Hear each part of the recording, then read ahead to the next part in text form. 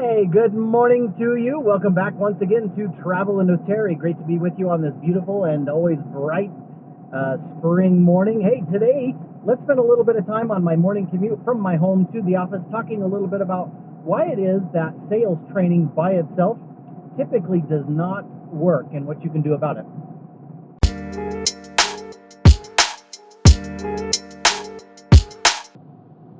So I'll let me share with you a quick story that happened to me yesterday, and why this whole idea of sales training, why it came back up.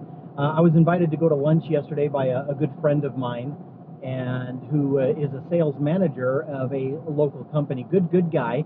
And during lunch, we were talking a little bit about his sales team and what he was concerned about, and some of his concerns and frustrations with their performance, that they were doing very well in some areas, his salespeople, but in other areas they were really just struggling and not doing so well at all.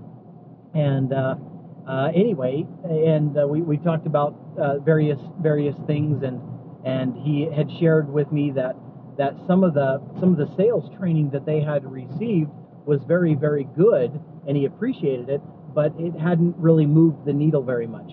And we were talking about why that is. And I don't know, have you guys ever participated in sales training before? Whatever you sell, if you sell door to door, if you sell real estate or house or insurance or cars, or if you're in B2B selling, if you sell software or some sort of consulting service, or if you sell any sort of IT service, something like that. Have you ever had sales training? Now, typically, if you've had sales training, it's because you wanted to get better at doing something, either finding new customers, or presenting better, or overcoming objections, or closing sales, or asking for referrals, or there could be a number of things that you wanted to improve, right? And so you found a sales training, you took it, and let me ask you this question. A week later, 1 month later, 3 months later, a year later, were you better at that particular thing? Were you better at finding clients? Did you know that typically about 50% of the time after a particular sales training has been received and learned, that you'll typically see a little bit of a spike, a little bit of improvement or increase in the results of your performance, your sales performance. But typically after about a month, 2 months or 3 months or so, you and I will typically revert back to our same old patterns, our same old habits, and our same old comfort zones, and we'll kind of get back to where we were. So the problem with sales training is that by itself, it really does not work. Now, there is one exception, and one exception only. If you are a brand new salesperson and you've never sold anything in your entire life, and you don't know really how to sell, period, end of story, then sales training becomes a requirement. It becomes the single thing to help you go from A to Z when it comes to improving your sales. But that is really about it.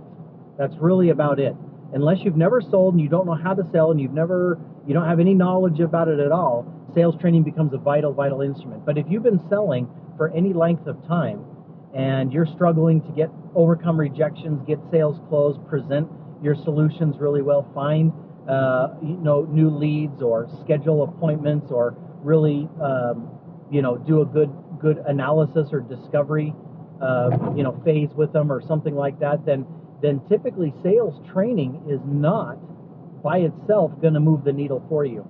And so my friend and I, as we were at lunch, we talked a little bit about really seven other levers that you can pull, 7 buttons you can push, 7 things to try that will help move the needle and improve sales performance. So let's kind of go through those really quickly.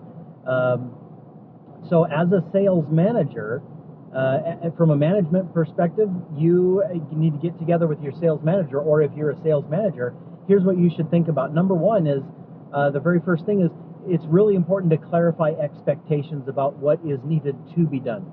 So clarify how many sales should be closed per week, how many appointments should be scheduled per week, how many proposals should get out per week. It's important to clarify, that sort of thing. But then it's also, related to this number one, it's also important as a sales manager to observe, watch, and pay attention to how your salespeople do, and then frequently give them feedback, real-time, specific, valuable feedback on what they're doing right and what they need to improve on.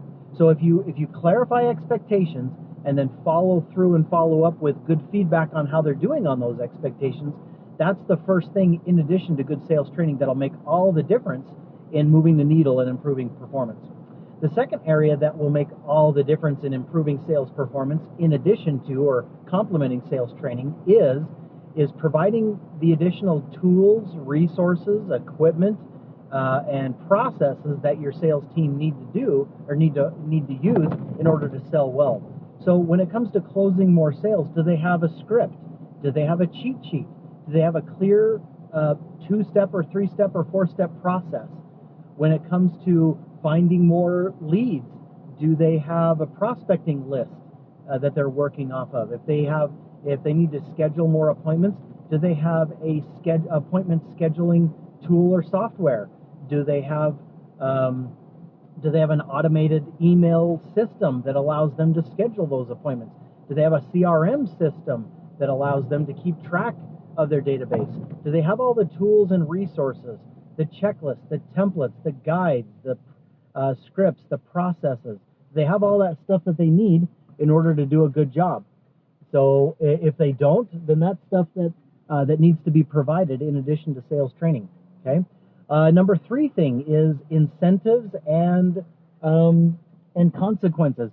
What's really important to do is to make sure that when they do the right things, that they get rewarded and benefited and incentivized appropriately. However, when their performance and their behavior isn't very good, when they're not closing, when they're not scheduling appointments, when they're not presenting, when they're not getting out proposals, there has to be some sort of consequence, natural, appropriate consequence, so that they can feel a little bit of pain.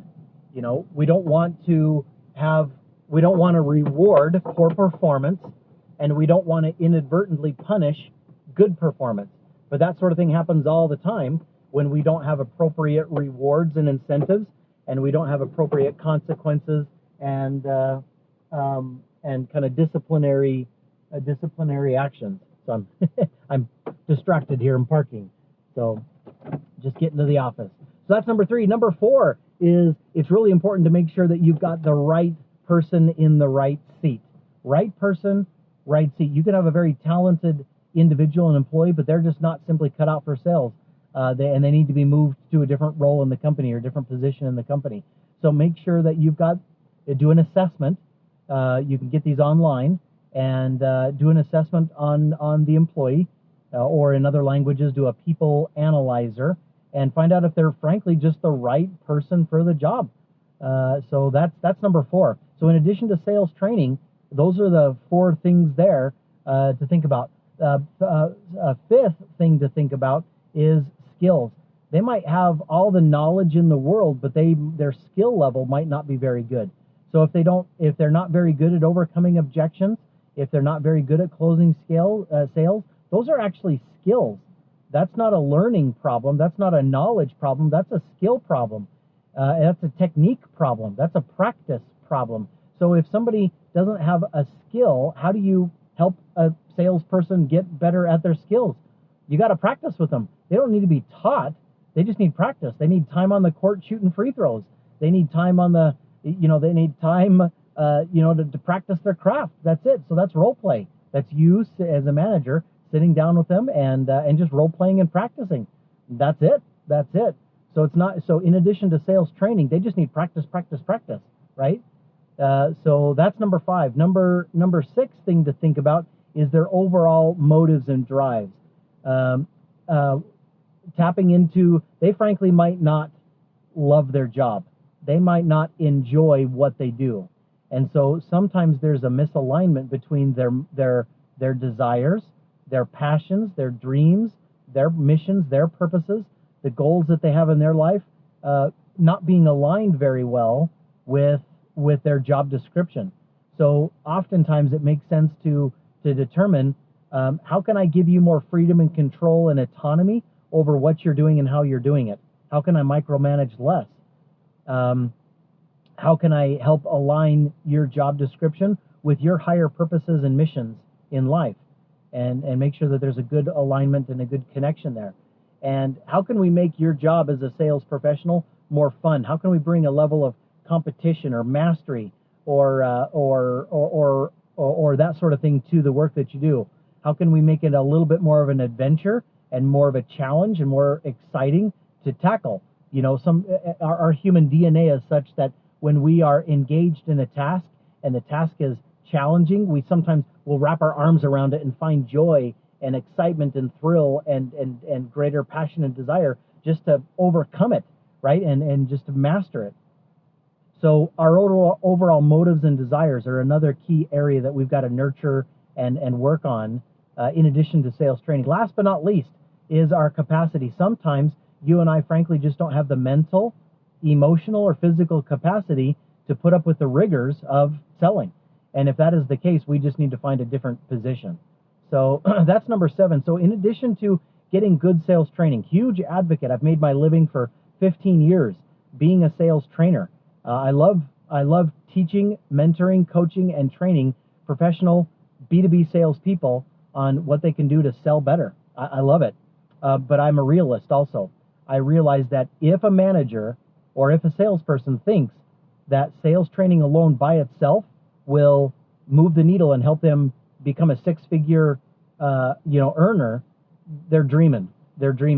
Sales training by itself typically does not work. And ask me how I know. After 15 years of trying to make it this single one solution item, make it work, it doesn't.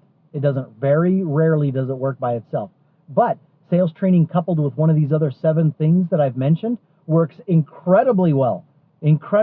So if you have a sales team, or if you are a salesperson and you're not overall happy with the overall sales performance that your sales team is giving, the results and outcomes that they're producing, and you're considering sales training, yes, a big resounding yes to the sales training, but warning, you can't rely on it alone. You also need 1 or 2 or 3 other techniques or tactics, levers to pull, buttons to push, solutions to implement along the way. And so if you could use some help with that, kind of diagnosing and figuring out, okay, what else, in addition to sales training, what else should I use, then reach out to us here at Arcane Marketing. Happy to help you, happy to kind of guide you along in terms of what are some of the other 7 items that would make very good sense to look at. We have a simple streamlined process called a gap analysis that we can run you through. It's very simple, very straightforward and easy, and we can help you kind of determine and kind of diagnose which one of those other 7 elements will make a real big difference for you personally or for your sales team. So anyway, great being with you guys this morning. Happy Wednesday. Hope it's a great day. It's hump day, middle of the week. We've got a couple more days left of the week to grind and keep hustling to reach our weekly goals and knock everything out and do a good job. So thinking about you hustlers out there, thinking about you business connectors, you trailblazers, you entrepreneurs, managers, salespeople, marketers, customer service reps, keep up the good work. I believe in you. You're doing great. I know it's a heavy load that you carry. I know it's a heavy load. I really do. I know you're overwhelmed. I know you're stressed. I know you're probably not eating the best. I know you're probably not sleeping the best. And I know you're tired. I know you are. But you're doing great. We believe in you. We are cheering for you. And the things that you're doing matter. Your employees need you. And your customers need you. Your community needs you. So take care of yourself. And keep recharging your batteries. So that's it. Have a great rest of your day. Keep up the good work. Can't wait to see you back here once again on Traveling with Terry. See you soon. Bye-bye. Hey, thanks for watching. Did you know every company out there has what we call digital marketing blind spots? These are simple, hidden opportunities for growing and improving your marketing that most of the time people miss. Go to www.arcanemarketing.com and take advantage of our Rise and Ignite digital marketing analysis. It's 100% free to get fresh new insights and ideas to make what you're already doing that much better in 2021.